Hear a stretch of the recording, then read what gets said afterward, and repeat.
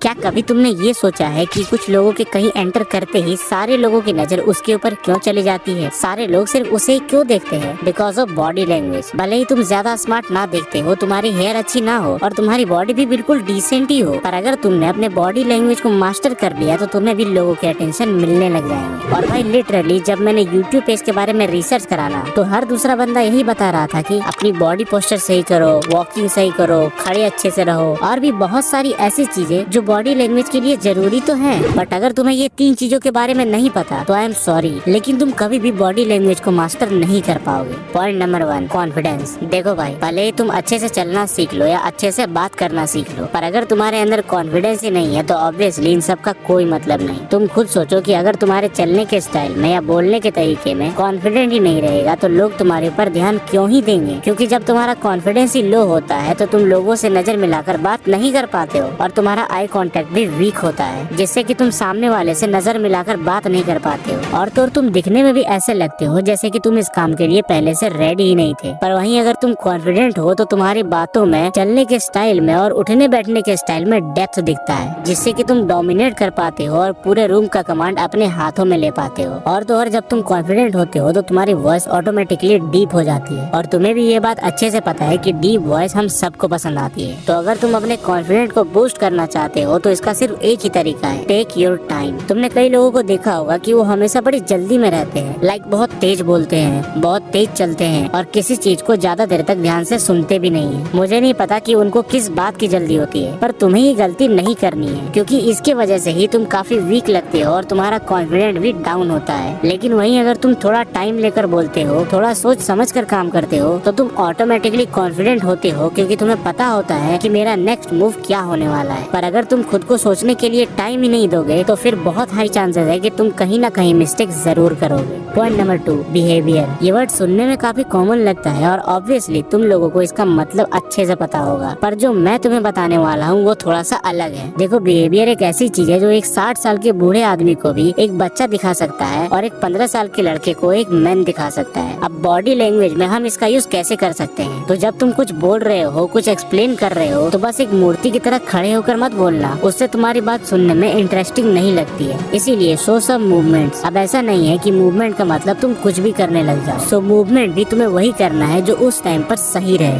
Point number 3, eye contact. ये बहुत ही छोटी सी चीज है पर बॉडी लैंग्वेज में इस चीज का बहुत बड़ा इम्पैक्ट है, क्योंकि जब तुम किसी से आई कांटेक्ट के साथ बात करते हो तो ये तुम्हारे कॉन्फिडेंट लेवल को बिल्कुल ऊपर लेकर जाती है और तो और तुम्हें अगले इंसान के सामने एक डोमिनेटिंग पर्सनैलिटी वाला भी बनाती है। लेकिन वहीं अगर तुम किसी से बात करने के टाइम आई कांटेक्ट सही नहीं करते हो तो ये तुम्हें ऐसा दिखाती है जैसे तुम डरे हुए हो और तुम नर्वस फील कर रहे हो। लेकिन बात ये है कि स्टार्टिंग में डर तो हम सबको लगता है, लाइक तुमने पहले कभी ये किया नहीं है और अचानक से जब तुम इसे करने की कोशिश करते हो तो ये तुमसे नहीं होता। एंड ऑनेस्टली मुझसे खुद नहीं हुआ था। पर बात सीधी सी है कि ये कोई ऐसी चीज नहीं है जो कि हम बर्थ से सीख कर आते हैं। हमें ये चीज खुद से सीखनी पड़ती है और उसके लिए प्रैक्टिस करना होता है, क्योंकि सिर्फ सुनकर हम किसी भी बात को मास्टर नहीं कर सकते। पर एक और तरीका है कि जब भी तुम लो कॉन्फिडेंट फील करो, जब भी तुम्हें नर्वसनेस हो रही हो, तो सामने वाले को उसे थोड़ा अच्छे वे में बता दो। एक्सेप्ट कर लो कि हाँ मैं थोड़ा नर्वस फील कर रहा हूँ, पर थोड़ा स्मार्टनेस के साथ। So nervous? Are you?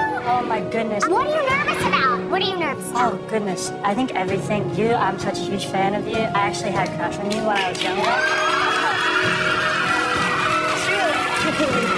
तो देखा तुमने कि किस तरीके से इस बंदे ने अपनी नर्वसनेस को ओन करा एंड कुछ ऐसा बोला जिससे कि सारे लोग इस पर हंसे नहीं बल्कि तालियां बजाने लगे। और यही होता है right way to warn your weaknesses. अब अगर मैं चाहूँ तो बहुत सारी चीजें बताकर इस वीडियो को बहुत लंबा कर सकता हूँ, पर मेरा काम ये है कि मैं आपको इंटरनेट पे पड़ी एडवाइसेस में से सबसे बेस्ट एडवाइस निकाल के दूं। पर एक और बात है जो तुम्हारे लिए बहुत ही इंपॉर्टेंट है और इसीलिए मैं बस तुम्हें एक आखिरी पॉइंट बताना चाहूंगा। Point number 4, reveal your vitals. तुमने देखा होगा कि कुछ स्पीकर्स अपने पूरी बॉडी को विजिबल रखते हैं, लाइक वो अपने हैंड से कुछ कवर नहीं करते। वो जब भी बोलते हैं ऐसा लगता है जैसे वो अपनी पूरी बॉडी का यूज कर रहे हैं। पर जो इंसान लो कॉन्फिडेंट में होता है वो ऑटोमेटिकली अपने पैर वगैरह थोड़े इधर उधर करता है और हाथ बांधकर खड़े रहता है, मतलब वो अपनी वाइटल ऑर्गन्स को छिपाता है, जिसके कारण से वो अंडर कॉन्फिडेंट लगता है। इसीलिए तुम इस गलती को मत करना, क्योंकि सुनने में तो ये बहुत ही छोटी चीज लगती है पर इसका इम्पैक्ट बहुत ही बड़ा होता है, इसीलिए इसे मिस मत करना। अब अगर तुम इस वीडियो को यहाँ तक देख रहे हो तो तुम्हें मैं दिल से सैल्यूट करता हूँ, क्योंकि इस लो अटेंशन वाली दुनिया में तुमने इस लॉन्ग वीडियो को पूरा देखना चूज किया और इसी से ये प्रूव होता है कि तुम अपने लाइफ में थोड़े सीरियस हो। पर देखो भाई, ऑनेस्टली बताऊं तो सिर्फ वीडियो देखने से कुछ नहीं होगा। अगर तुम सच में चेंज होना चाहते हो तो उसे रियल लाइफ में भी इम्प्लीमेंट करो और इसे प्रैक्टिस करो, क्योंकि कोई भी इंसान नॉलेज के साथ पैदा नहीं होता, कोई भी कॉन्फिडेंट पैदा नहीं होता।